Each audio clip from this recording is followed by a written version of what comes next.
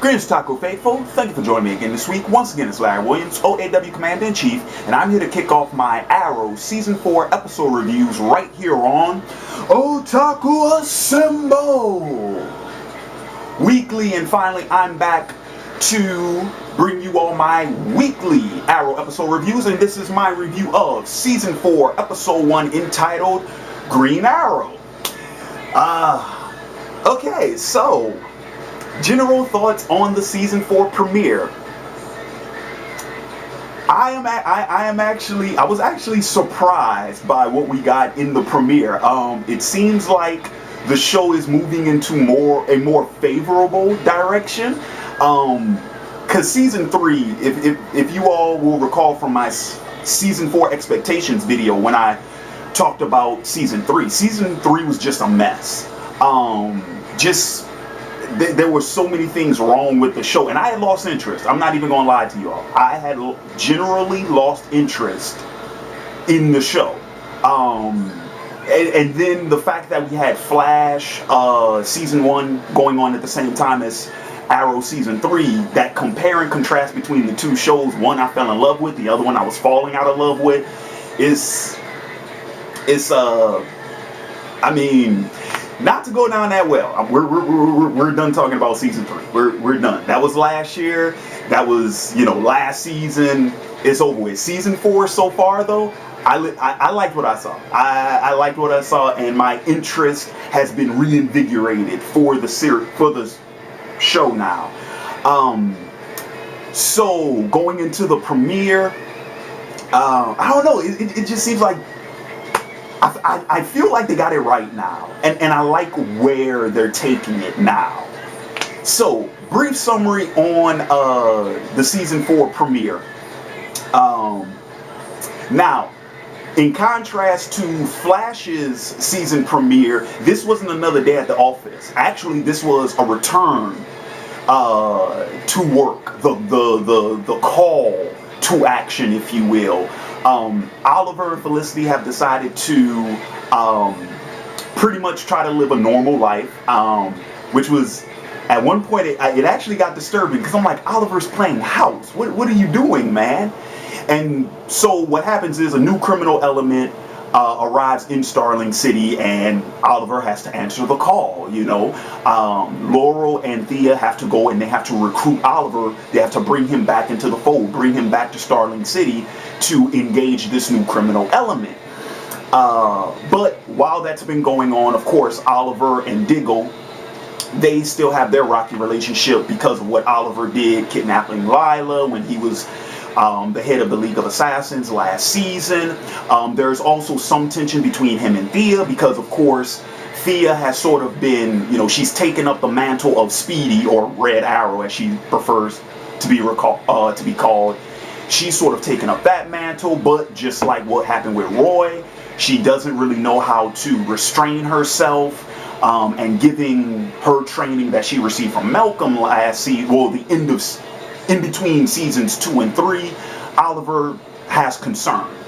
And I expect them to touch on that more later in the season. We also have the tension between Oliver and Quinton, because now Quinton knows who the Arrow was. He knows that Oliver was responsible for everything going on in Starling the last 3 seasons. He pretty much considers Oliver to be the root of all of Starling's problems now, because what they've experienced in Starling is the escalation thing, which, yes, I will be making plenty of comparisons to Batman in this review, because I couldn't help it. They stole a line from Batman Begins in this goddamn episode. So that comparison, I'm just letting y'all know now, fair warning, it's gonna happen.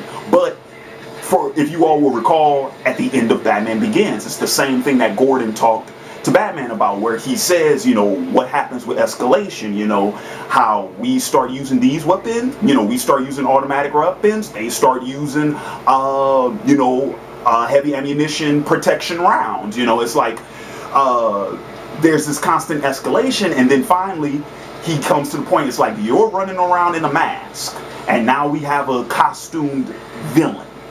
So just like what happened in the Nolan Batman films, the same thing seems to be happening in Starling City on Arrow. Because now more and more of these, I guess you could call them legitimate villains, you know, Oliver's not dealing with petty thugs anymore. He's not dealing with he's not necessarily dealing with street level crime anymore. No, now he's dealing with organizations. He's dealing with the type of villains and criminals who have resources. They have manpower. They can operate, and it's very hard to, you know, pin down their movements and try to intercept them. You know, we're talking about sort of, you know, it's not just your typical organized crime anymore. It's not just the mafia. It's not just the mob. No, we're talking about sort of regimes, if you will, that are starting to form or starting to appear in Starling City. And Quinton, he blames Oliver for all of that. So we have that going on.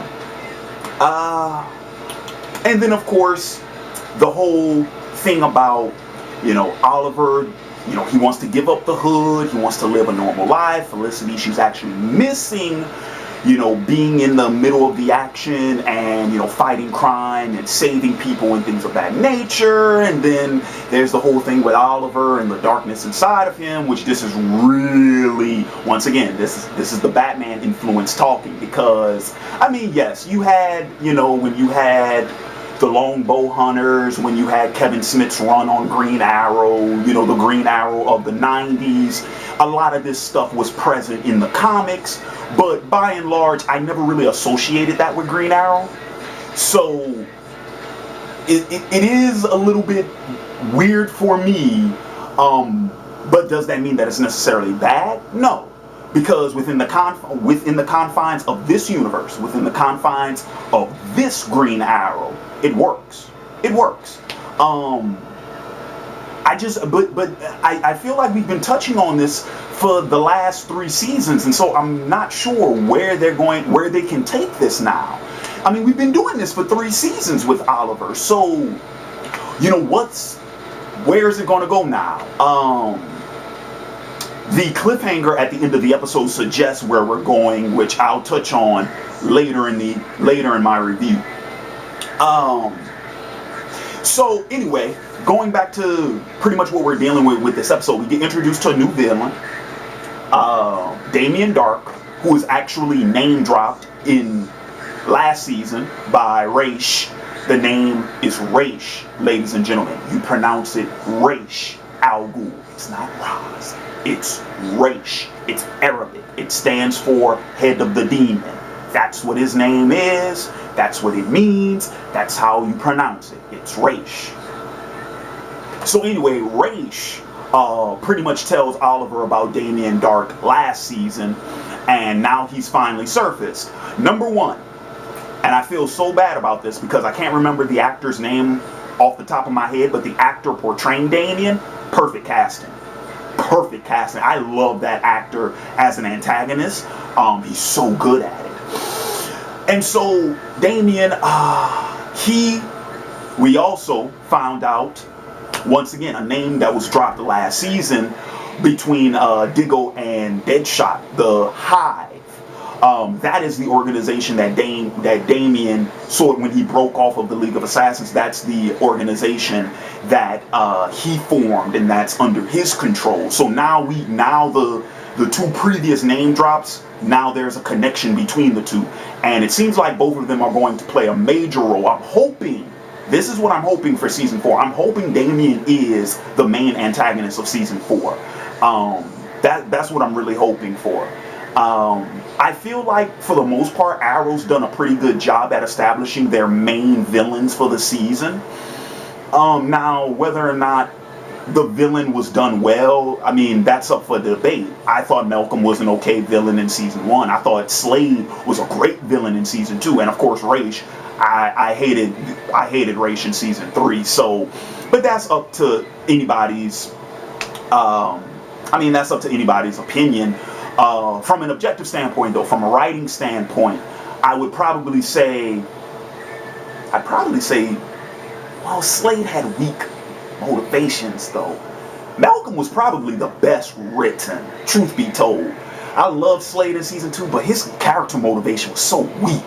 So weak. But anywho, so let's get back to Damien. So far, I love what I saw of Damien. I love his dialogue. I love his demeanor. I love the way he operates. My expectations for him are actually considerably high, especially since, and this is the biggest thing I wanted to talk about in this review, we got the introduction of the supernatural world in Arrow. And if you remember from my season 4 expectations video, I didn't know how they do it. Well, they just went and fucking did it. They just did it. You know, Damien touches a guy, and the guy, he sucks the life from him. You know, Oliver shoots an arrow from him, and Damien stops that motherfucker in midair. And it's like, oh. Now, here's the funny thing.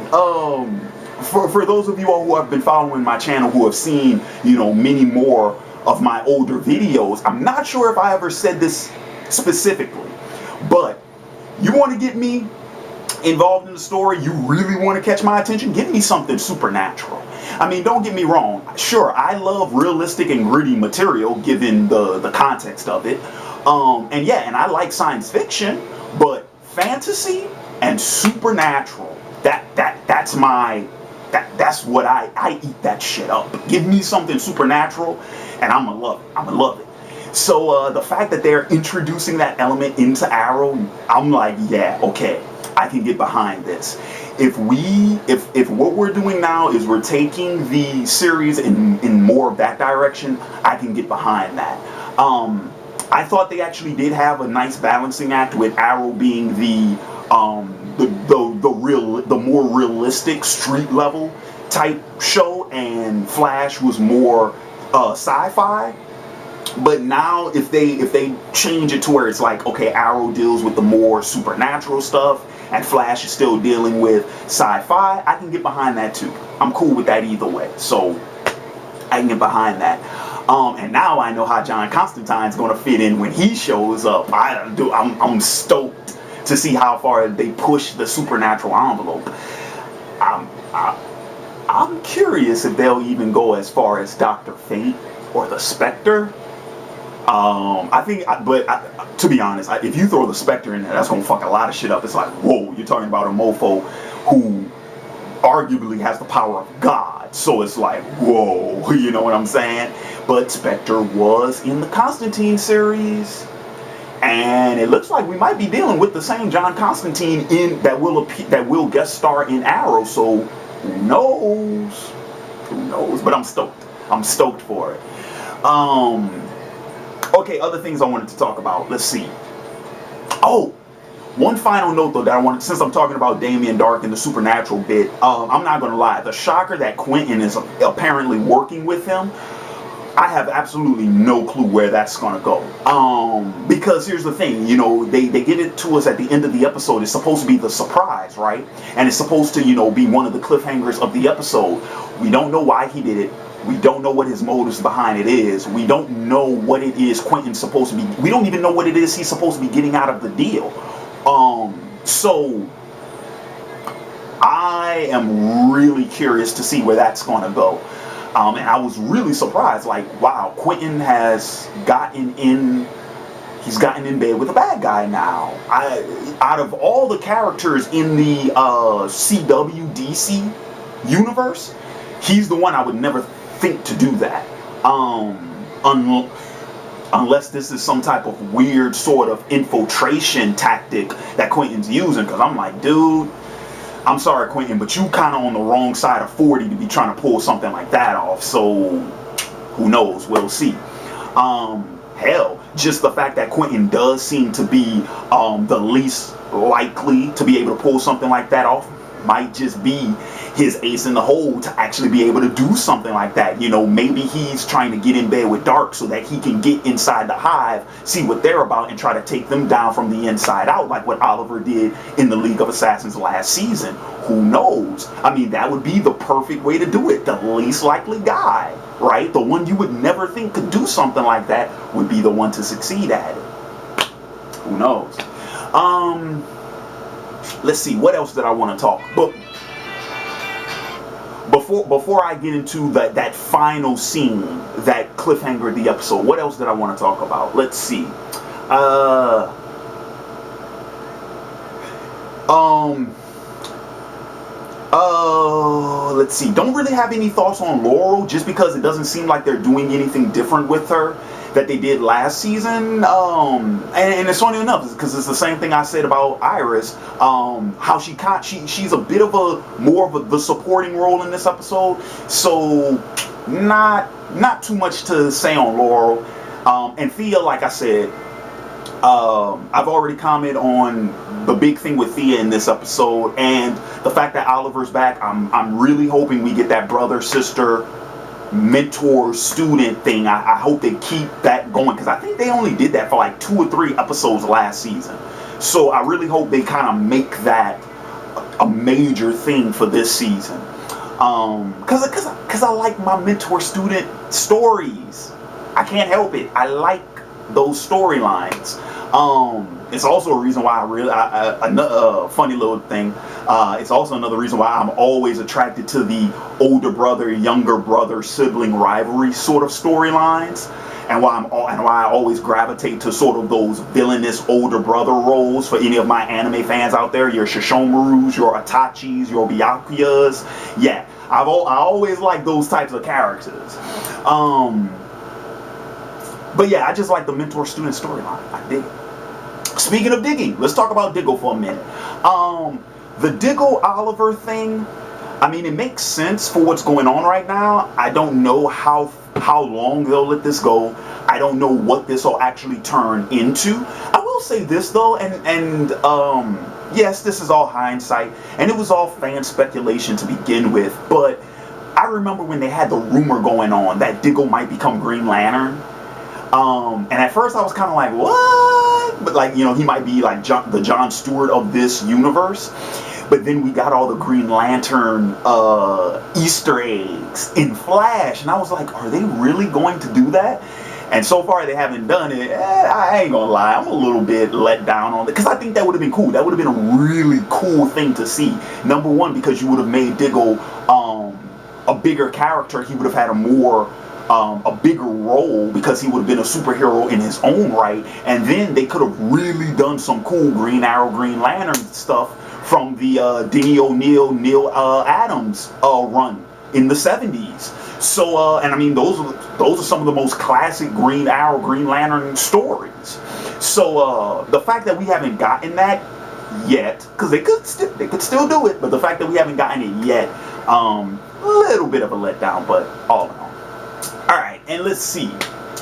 Anything else? Before I get to that last scene, anything else I want to talk about? I love the new costume. Love it. I love the new costume. It looks so badass. And I love the fact that he's going by Green Arrow now, that he's, you know, adopted that moniker. Man, I was a little disappointed with Roy. I thought because once again, keep in mind, I didn't watch the second half of season 3. I thought Roy was just written out. I didn't know that they actually killed him. I'm like, man, that kind of sucks. Let's see. Oh, here's another interesting tidbit. Now that we have officially gotten the supernatural stuff, Sarah's resurrection later in the season, which I'm assuming they're doing the Lazarus Pit with that. Now that makes perfect sense. Now I can see them actually pulling that off. Because when that news broke that they'd be doing that, I'm like, but how? And then later on, that's when we start getting, oh, John Constantine is going to be in this. This character is going to be in this. They're doing more supernatural stuff. So I'm like, okay, now I get it. All right. So let's see. I guess, yeah. Oh, this is what I was curious about. Ray apparently has been written out of the show. The fact that we didn't see him once in this episode. We know that Felicity is running his company, but we didn't see Ray once. I was a little bit surprised by that. Because once again, I don't remember if they wrote Ray out at the end of last season, but I figured he would at least make a cameo or something. But apparently not. And so my final thoughts. Last thing I want to talk about is that cliffhanger. The 6-month cliffhanger with the Oliver and Barry in the graveyard at the tombstone. Okay, so 6 months later, so we're talking about roughly, what, about March, maybe April? if you consider the Christmas break, October, November, January, February, or so we're talking about that scene we could potentially see play out, within the last month of this season, a few episodes before, even the episode before the finale. And apparently Damien Darhk has claimed a character. Right now, I suspect that to be Felicity, which, if that is the case, I'm going to be highly pissed, because she was my favorite character in season 1, my second favorite character after Sarah in season 2 and onward.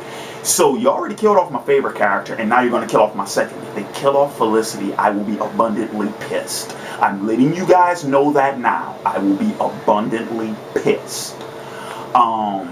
But I have a feeling that that's what's going to happen, because number one, why would Barry be there? To attend the funeral. And number two, consider this. It is still suspected that we're going to do Oliver and Laurel, that relationship is going to happen sometime in the future. So yeah, it would make sense that Felicity would be the character to go down. I'm gonna be pissed if they do that. I swear to God, I'm gonna be pissed. Oh, I'm gonna be pissed. That's the day I'm gonna lose my religion. And guess what, folks? I don't have a religion to lose. I'm gonna be very pissed if that's what they do. Now, don't get me wrong. I'm not saying that killing off a major character is a bad idea. No, because once again, that shows how ruthless and dangerous your villain is. That shows how threatening they can become when they take out a major character. That's what Slade was able to do in season 2 when he killed Moira. So, I mean, from a narrative standpoint, yes, it has very great effects. But personally, y'all kill Felicity, bro, I'm gonna want to fight somebody. I'm just saying. So that's going to wrap up my Arrow episode review. I want to thank you all for joining me again this week, and in the comments below, let me know your thoughts on this episode, as well as your thoughts on, did I just get bit by a mosquito? I think I did, son of a bitch. As well as your thoughts on what you guys are looking forward to, or what some of your predictions and expectations are for the rest of the season. Also, if you like this video, please feel free to hit like below. And if you have yet to subscribe to the OAW YouTube channel, please feel free to do so. I will be bringing you all weekly Flash and Arrow episode reviews. Those videos will be up 2 days after the episode airs. Flash will be up on Thursday nights. Arrow will be up on Friday nights. And then starting October 26th with the premiere of Supergirl, I will be bringing you weekly Supergirl reviews. Those episodes air on Mondays. My reviews will be up on Wednesdays. Keep an eye out tomorrow night for my Black Sail Season 2 review, and Sunday night for my Viking Season 3 review. And with that being said, this has been Larry Williams, OAW Commander-in-Chief. I'm signing off, and until next time, peace.